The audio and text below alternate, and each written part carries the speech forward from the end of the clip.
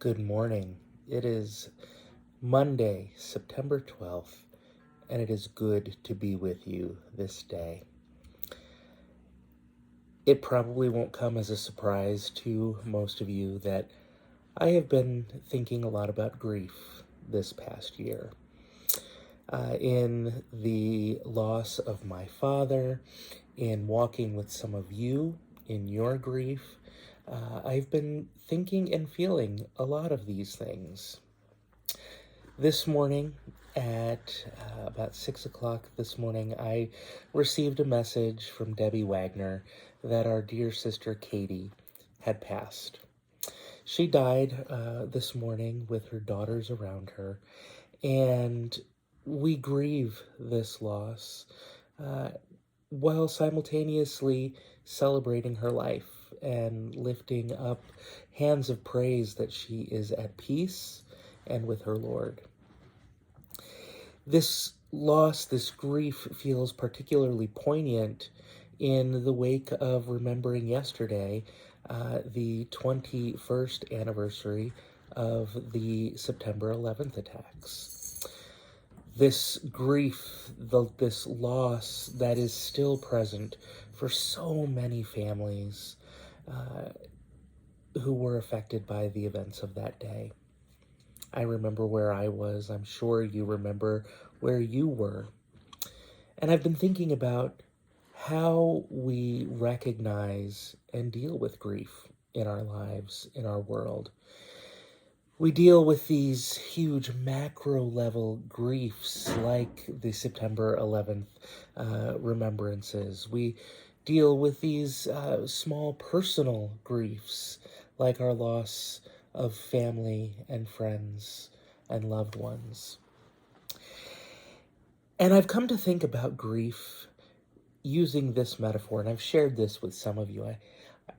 I remember learning about this a few years ago, and to think about grief as a box.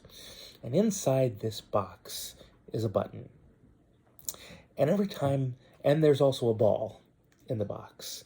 And every time the ball hits the button, that sharpness, that reminder of that grief feels just as real and as present as it did that first day.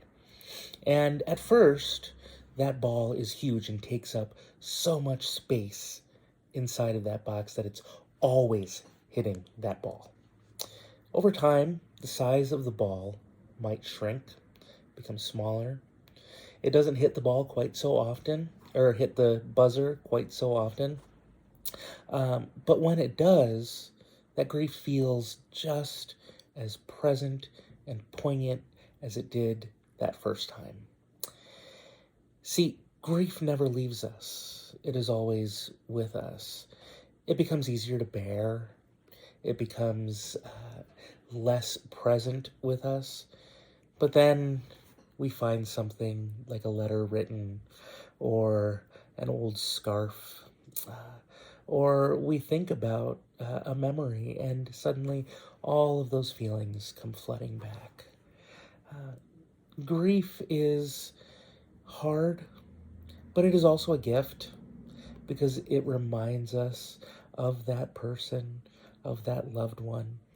And it is something that I think that God has gifted us with to help us remember the love, the life, the legacy.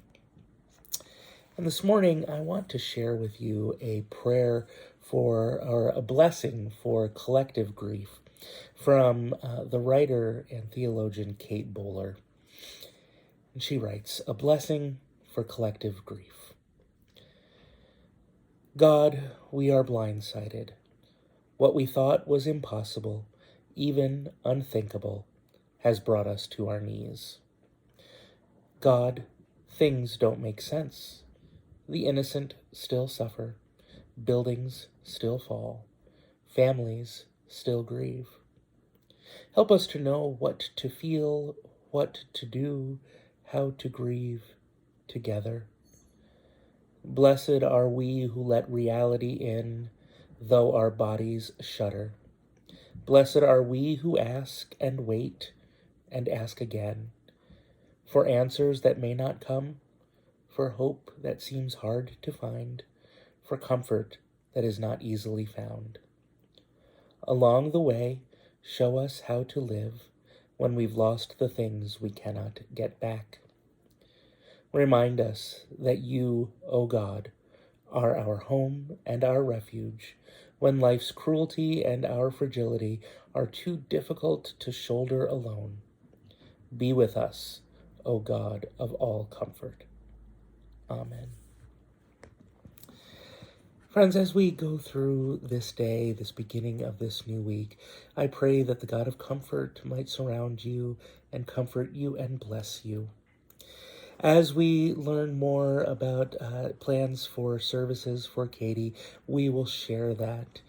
For now, we lift up her family in our prayers that the God of comfort would surround them and hold them in this day. Friends, I hope that you have a really good day, and I'll see you soon.